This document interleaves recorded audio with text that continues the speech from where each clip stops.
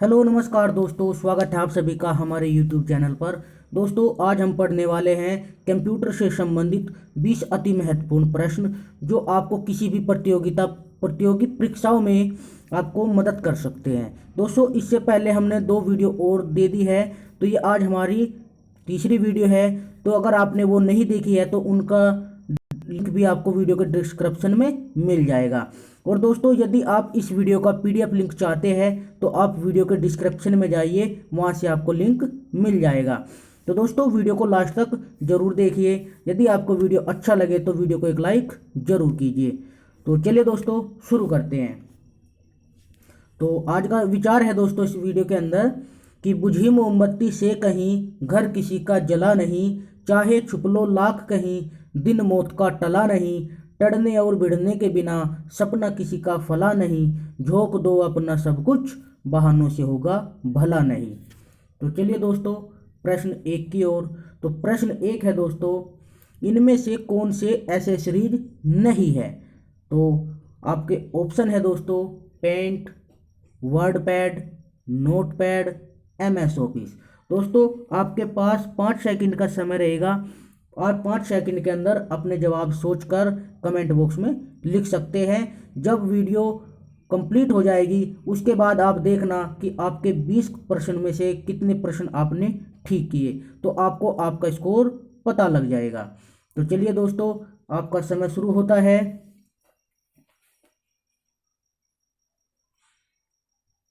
तो आपका सही जवाब है दोस्तों ऑप्शन डी, MS ऑफिस। दोस्तों, जो आपके ऊपर के 3 ऑप्शन है, paint, word pad, note pad, ये विंडो के अंदर आते हैं। और जो MS ऑफिस होता है वो अलग से सॉफ्टवेयर हमें इंस्टॉल करना पड़ता है कंप्यूटर या फिर PC के अंदर। तो इसलिए आपका option D, MS office accessories program नहीं होता। तो बढ़ते हैं प्रश्न 2 की ओर। प्रश्न 2 है दोस्तों, जब बहुत से कार्य कंप्यूटर को दिए जाते हैं और उसका प्रोसेस एक एक करके होता है तो उसे कहा जाता है। तो आपके ऑप्शन हैं, time sharing mode, batch processing mode, A और B दोनों, या फिर इनमें से कोई नहीं।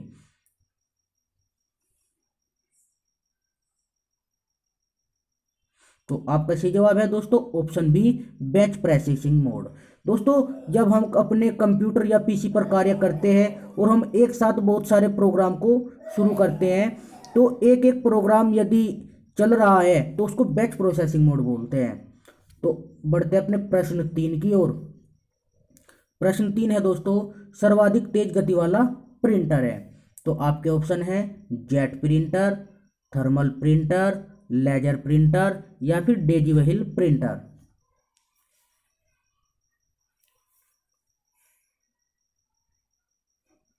तो आपका सही जवाब है दोस्तों ऑप्शन सी, लेजर प्रिंटर। दोस्तों, लेजर प्रिंटर लाइन के हिसाब से प्रिंट करता है, इसलिए इसकी गति भी सर्वाधिक तेज मानी जाती है। तो सबसे तेज अधिक गति वाला प्रिंटर जो होता है लेजर प्रिंटर होता है। प्रश्न 4 है। प्रश्न 4 है दोस्तों, विंडोज 7 में F5 का क्या कार्य है? तो आपके ऑप्शन है, shut down, refresh, stand by, या फिर उपरोक्त सभी। तो आपका समय शुरू होता है। आपका सही जवाब है ऑप्शन बी, रिफ्रेश। दोस्तों, यदि हम कंप्यूटर या फिर लैपटॉप पर F5 की को दबाते हैं तो हमारा कंप्यूटर रिफ्रेश की स्थिति में आता है। तो विंडोज 7 में F5 का कार्य होता है रिफ्रेश करना।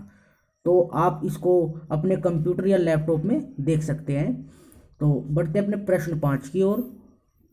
प्रश्न 5 है दोस्तों, सिस्टम समय और तारीख किसके द्वारा संचालित होते हैं? तो आपके ऑप्शन है, माउस, आंतरिक घड़ी, CPU, या फिर ALU।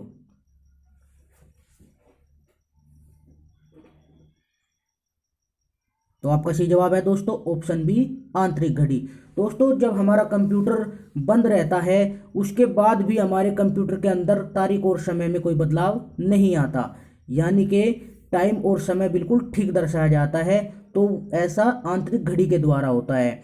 यदि आंतरिक घड़ी न हो, कंप्यूटर के अंदर एक छोटी सी सेल होती है, उसको आंतरिक घड़ी बोलते हैं हम। यदि वो न हो तो कंप्यूटर का समय और तारीख अलग अलग दिखाई देगा। हमें हर बार कंप्यूटर का टाइम और तारीख सेट करनी होती है होगी। तो इसलिए हमारा सही जवाब है ऑप्शन बी, आंतरिक घड़ी। क्वेश्चन 6 है दोस्तों, डीवीडी का विस्तार है। तो आपके ऑप्शन है digital versatile disc, digital video disc, digital video definition, या फिर ए और बी दोनों। तो आपका समय शुरू होता है। आपका सही जवाब है दोस्तों ऑप्शन बी, ऑप्शन डी, ए और बी दोनों। दोस्तों डीवीडी का विस्तार रूप डिजिटल वर्सेटाइल डिस्क भी होता है और डिजिटल वीडियो डिस्क भी होता है। आपको एक ऑप्शन भी मिल सकता है इन दोनों में से, या फिर दोनों मिल सकते हैं। यदि दोनों ऑप्शन मिलते हैं तो आपको डी, ऑप्शन डी की तरह भी एक ऑप्शन मिलेगा कि ए और बी दोनों। तो आप याद रखना, डीवीडी का फुल फॉर्म होता है डिजिटल वर्सेटाइल डिस्क और डिजिटल वीडियो डिस्क। प्रश्न 7 है दोस्तों, निम्न में से प्रिंटर किससे संबंधित है? तो आपके ऑप्शन है इनपुट, आउटपुट, प्रोसेसिंग, या फिर वर्ड प्रोसेसिंग।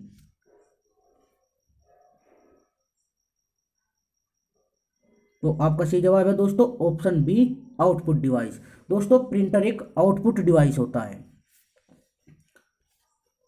प्रश्न 8 है दोस्तों, हार्ड डिस्क में डिलीट की गई फाइल खाली स्पेस में भेजी जाती है। तो आपके ऑप्शन है रिसाइकल बिन, मदरबोर्ड, क्लिपबोर्ड, या फिर फ्लॉपी डिस्क।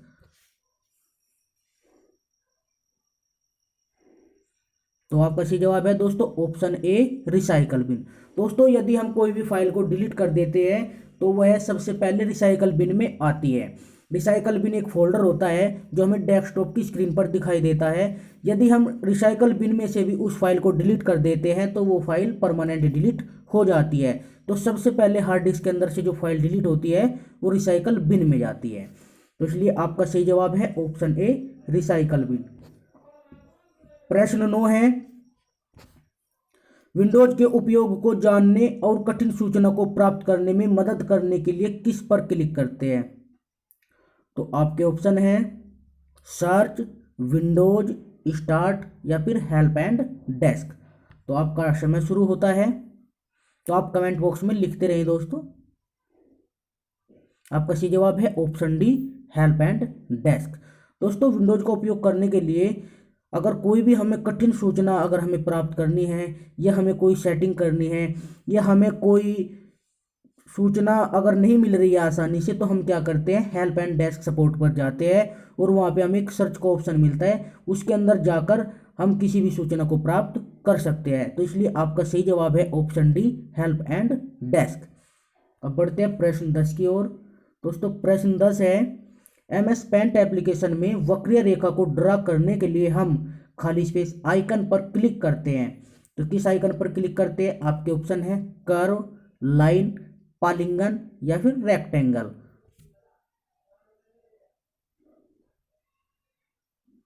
तो आपका सही जवाब है दोस्तों ऑप्शन ए, कर्व। दोस्तों MS पेंट एप्लीकेशन में यदि हमें कोई वक्रीय रेखा, कोई सीधी रेखा अगर हमें खींचनी है तो इसलिए हम उसके लिए हम कर्व पर क्लिक करते हैं। अब है आपका प्रश्न 11 है दोस्तों, खाली स्पेस प्रिंट किए जाने वाले कैरेक्टर की ऊंचाई और चौड़ाई को प्रदर्शित करता है। तो कौन प्रिंट किए जाने वाले कैरेक्टर की ऊंचाई और चौड़ाई को प्रदर्शित करता है? इसके लिए आपके ऑप्शन है फॉन्ट साइज, बॉर्डर, सेल, या फिर फॉन्ट स्टाइल।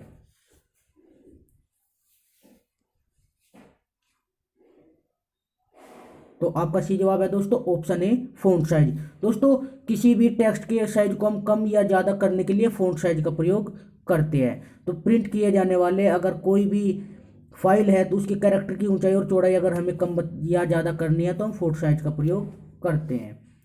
प्रश्न 12 है दोस्तों, एक कंप्यूटर जो भाषा 0 और 1 संख्याओं की मदद से लिखा जाता है वह कहलाता है। तो आपके ऑप्शन है machine level language, high level language, assembly level language, या फिर उपरोक्त में से कोई नहीं। तो सही जवाब आप सोचकर कमेंट बॉक्स में लिखिए।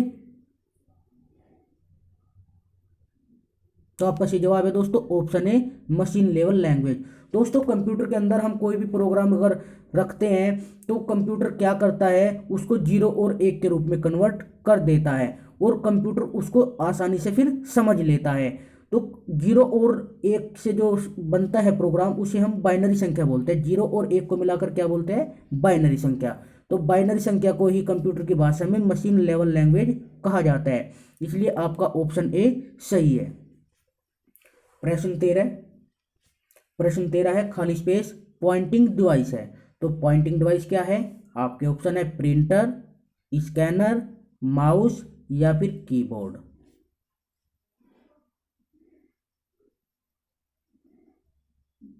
आपका सही जवाब है दोस्तों ऑप्शन सी माउस। दोस्तों माउस एक पॉइंटिंग डिवाइस है। प्रश्न 14 है दोस्तों, कीबोर्ड के जिन बटनों पर तीर या एरो का निशान होता है उन्हें खाली स्पेस कहते हैं। उनको क्या कहते हैं? तो आपके ऑप्शन है function keys, option B navigation keys, option C typewriter keys, option D special keys.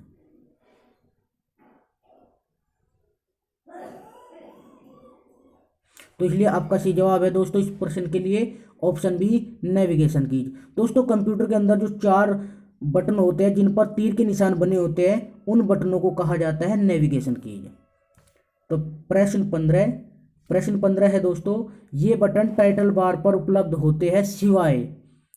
तो आपके ऑप्शन है मिनिमाइज, स्टार्ट, मैक्सिमाइज और क्लोज।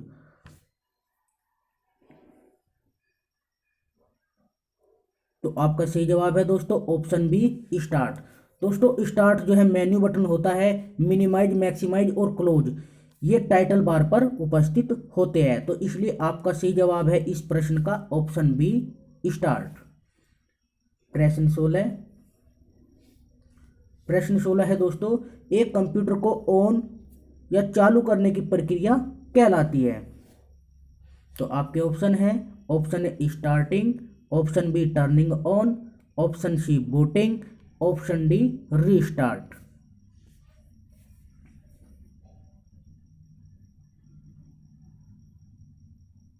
तो आपका सही जवाब है दोस्तों ऑप्शन सी। दोस्तों कंप्यूटर को जब हम ऑन करते हैं और ऑन करने में जो प्रक्रिया होती है उस प्रक्रिया को ही बूटिंग कहा जाता है।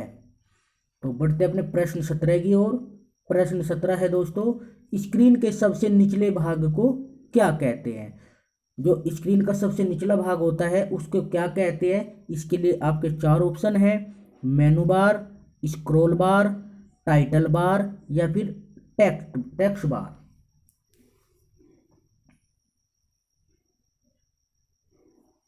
आपका सही जवाब है दोस्तों ऑप्शन डी टेक्स्ट बार। जो डेस्कटॉप का जो सबसे नीचे का भाग होता है उसको हम बोलते हैं टेक्स्ट बार। प्रश्न 18 दोस्तों, खाली स्पेस एक आधारित टेक्स्ट एडिटिंग प्रोग्राम है और यह सामान्यतः टेक्स्ट फाइल को देखने और संपादित करने में प्रयुक्त होता है। तो आपके ऑप्शन है संगणक, ऑप्शन बी है आपका नोटपैड, आपका ऑप्शन सी है एड्रेस पुस्तिका, आपका ऑप्शन डी है पेंट। तो आपका टाइम शुरू होता है। तो आपका सही जवाब है दोस्तों ऑप्शन बी नोटपैड। दोस्तों नोटपैड एक ऐसा टेक्स्ट आधारित एडिटिंग प्रोग्राम होता है जो किसी भी फाइल को देखने और संपादित करने में प्रयुक्त होता है। प्रश्न 19 है दोस्तों, खाली स्पेस का उपयोग बड़े जटिल टेक्स्ट डॉक्यूमेंट को तैयार करने और फॉर्मेट करने के लिए किया जाता है। तो आपके ऑप्शन है कैलकुलेटर, नोटपैड, वर्डपैड या फिर टेक्स्ट पैड।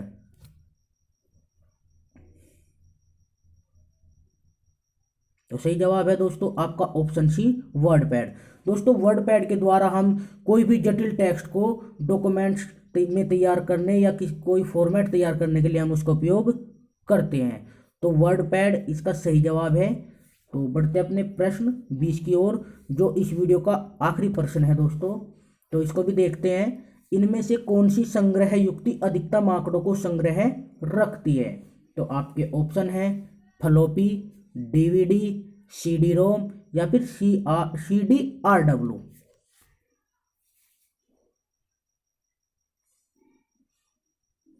तो आपका सही जवाब है दोस्तों ऑप्शन बी डीवीडी।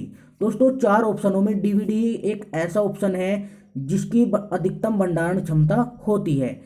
इसके अदरवाइज आपने कंप्यूटर में या लैपटॉप में देखा होगा कि हम उसके अंदर हार्ड डिस्क लगाते हैं जो जिसकी भंडारण क्षमता बहुत ज़्यादा होती है, लेकिन हार्ड डिस्क तो इसके अंदर ऑप्शन है नहीं, तो इसलिए आपका ऑप्शन भी सही होगा डीवीडी। तो डीवीडी की भंडारण क्षमता फ्लॉपी, सीडी रोम और सीडी आरडब्ल्यू के मुकाबले ज़्यादा होती है।